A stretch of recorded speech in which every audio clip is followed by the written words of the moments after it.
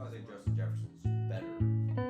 But CeeDee Lamb had a really good year in fantasy, so I'm pretty sure he was the wide receiver one. yeah, I think so. But only because my boy got injured. Yeah, that's why. Yeah.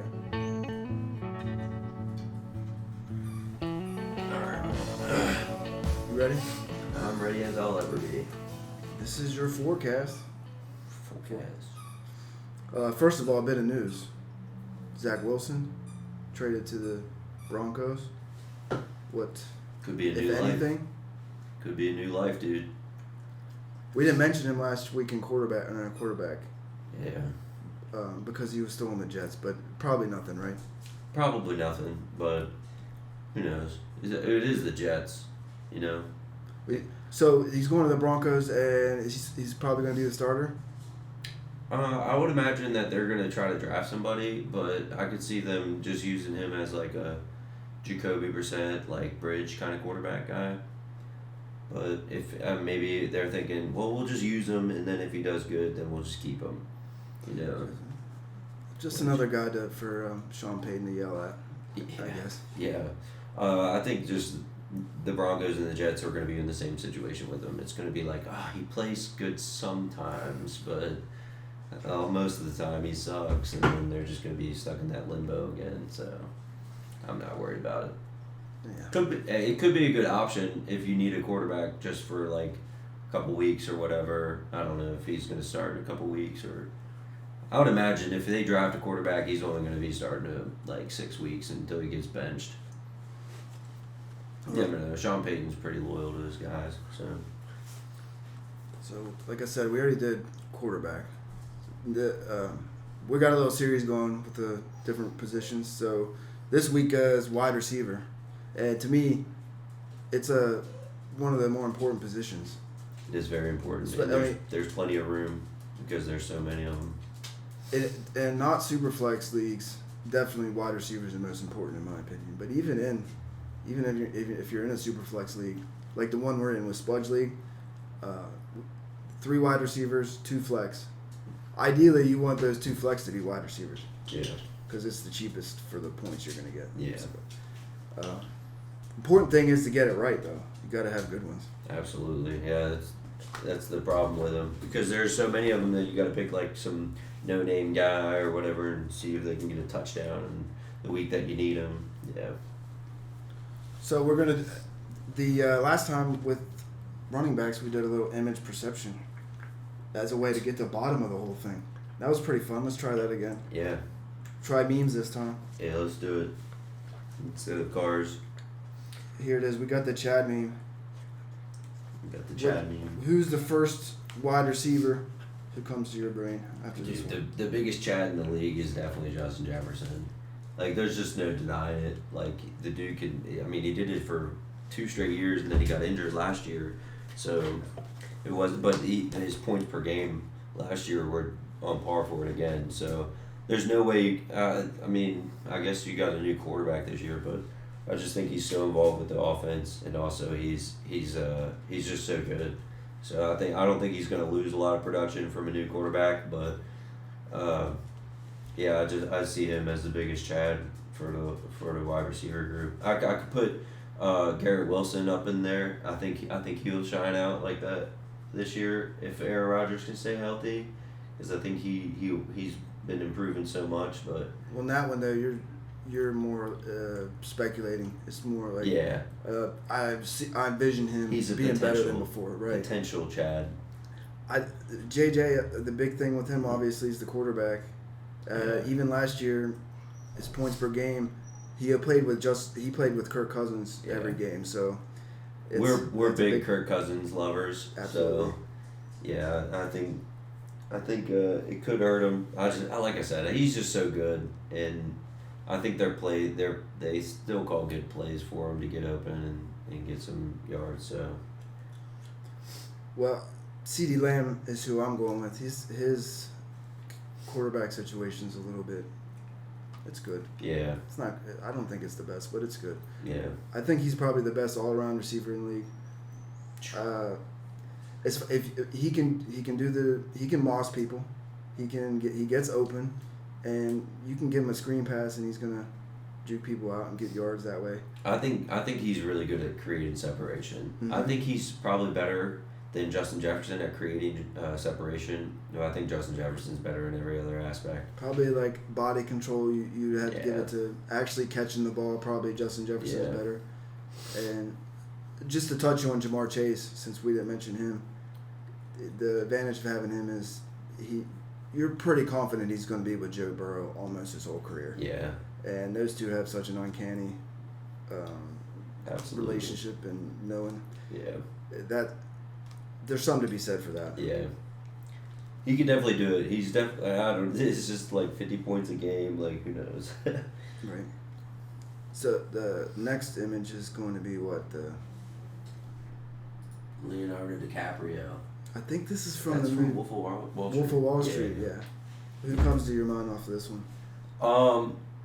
Just a guy that like you're like on the couch and you're like, whoa, hey, that guy's good. I'm gonna go with Wan'Dale Robinson. I think he could be like almost a league winner. I think with how he was in the back half of the last year, I think he was so involved in the offense that I don't know. Brian Dable was just like, we need to get this guy the ball. And typically when you see that, like, I don't know, coach might see that he's just really good.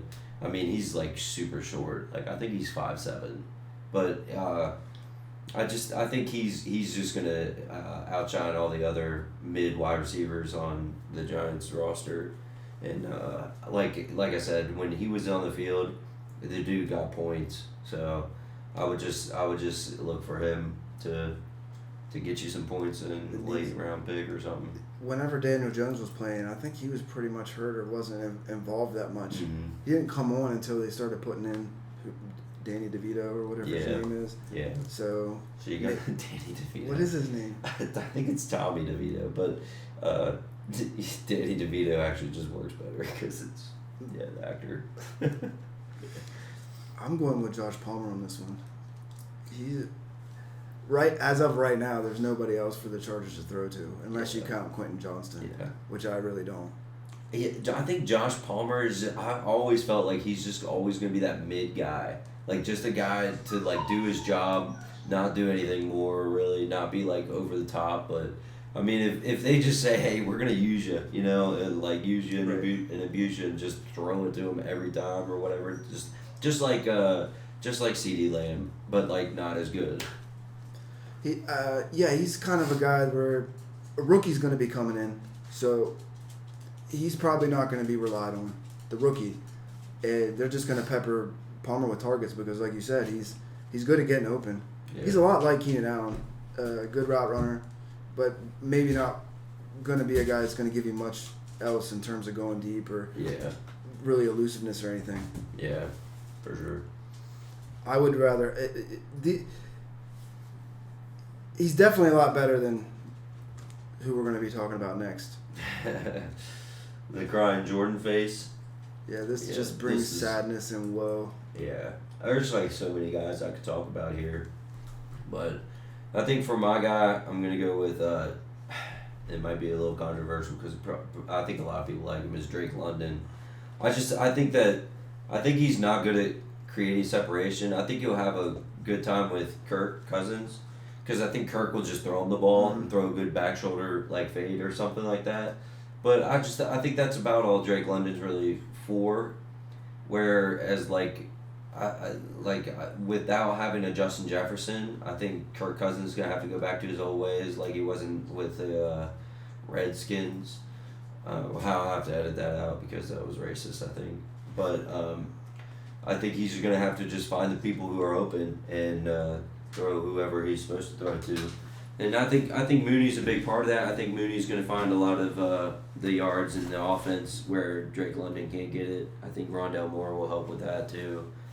And just the overall better running back situation, I think they're going to stick to running the ball and stuff like that. So I think Drake London's going to be kind of a bust. Yeah, it makes you wonder the whole time. Everybody was just saying it was because of the coach. What was his name? Arthur or something. Arthur Smith, yeah. And he wasn't just finding a way to get him the ball. The coach is dumb. But That's always seems to be to me too simplistic. Yeah. I think there's a reason beyond. And when I don't know if you went and watched the game, I had a couple games with Drake London's on there, and you're right, he doesn't create much separation. He's very much a possession receiver, Yeah. and that's going to be okay with Kirk, but I don't see him jumping up into that. Yeah, people put like we were talking about before with Keep Trey Cut. They're putting him like at number like whatever 8, and it's like, dude, hold on now, you're just doing that off of hype. What did they put him at? Yeah, like what is that? 10.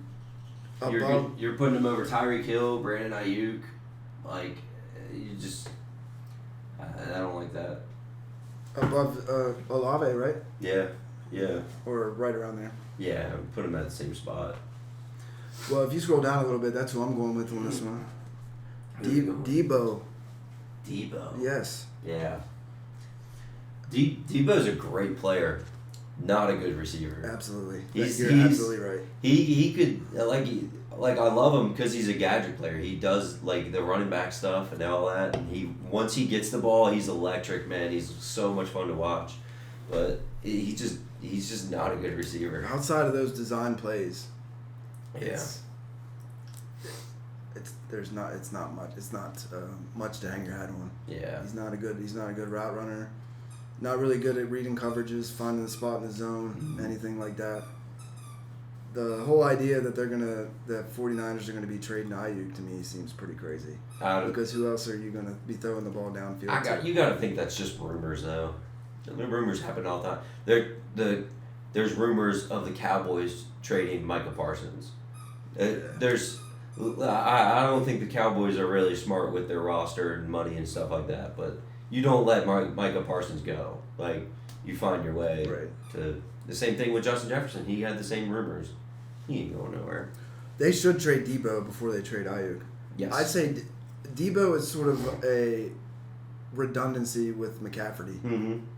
They're both very similar players, and you can't give them both the ball on the play. So yeah, they have so many weapons. Like you got Kittle and Ayuk and McCaffrey. Like just why get rid of Ayuk and keep Debo? I don't know.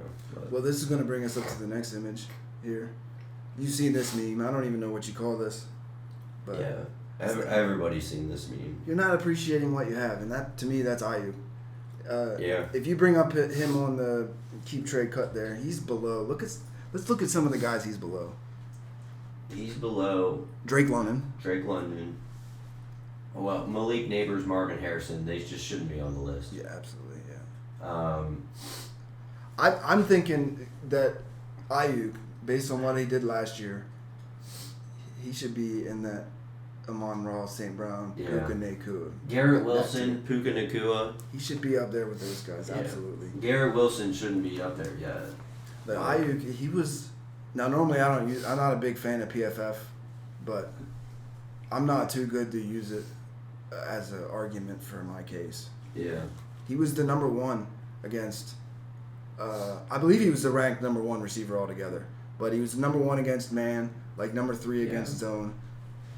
He's the best pure. He's a good receiver. He could be a young Devontae Adams.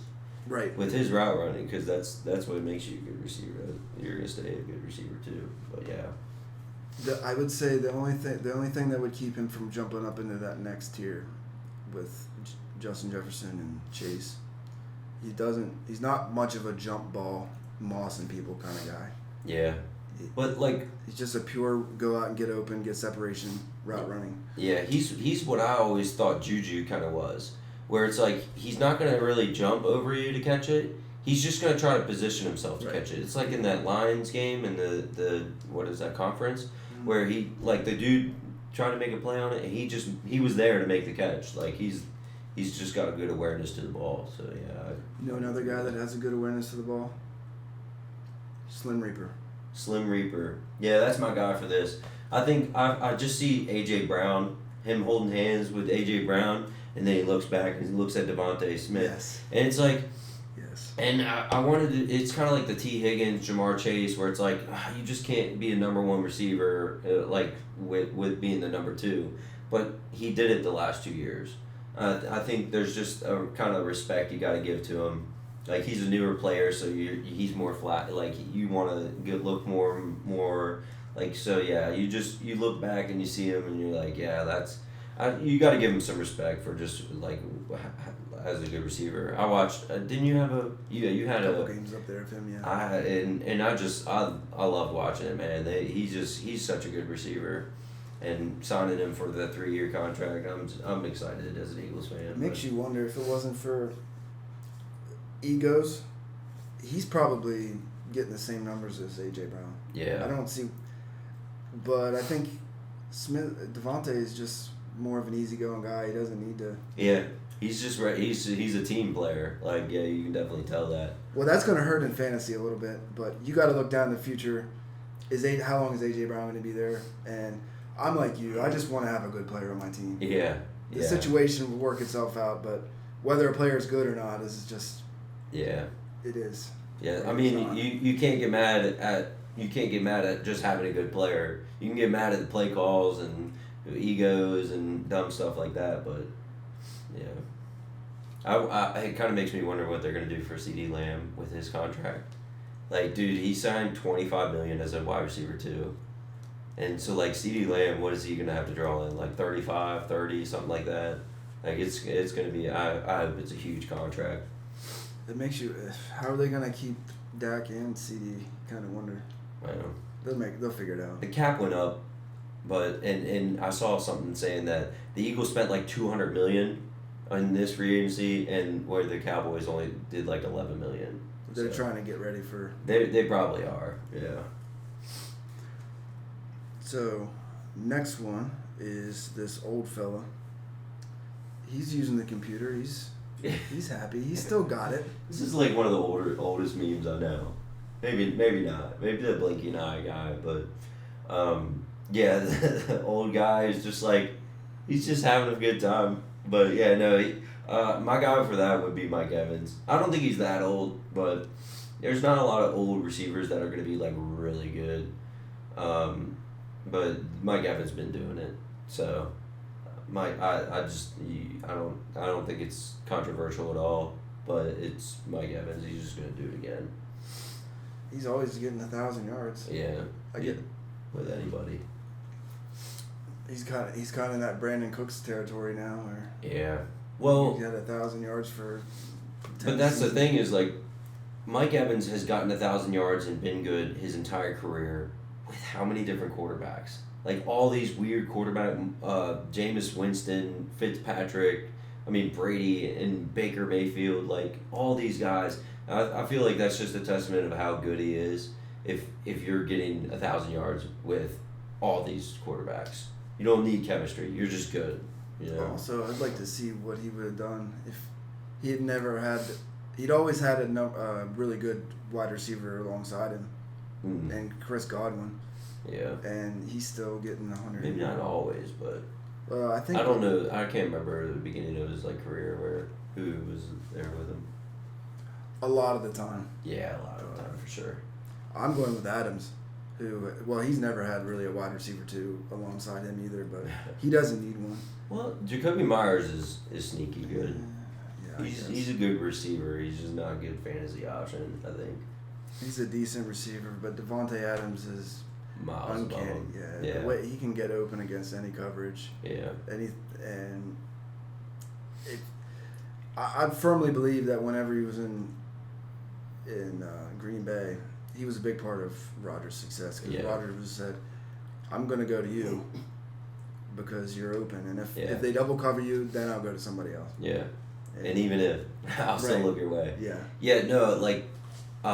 If you are looking to get any better at being a wide receiver, flag football, whatever, watch his tape. He's unbelievable of how well he can get open, how well he can get that defender off of him to create separation.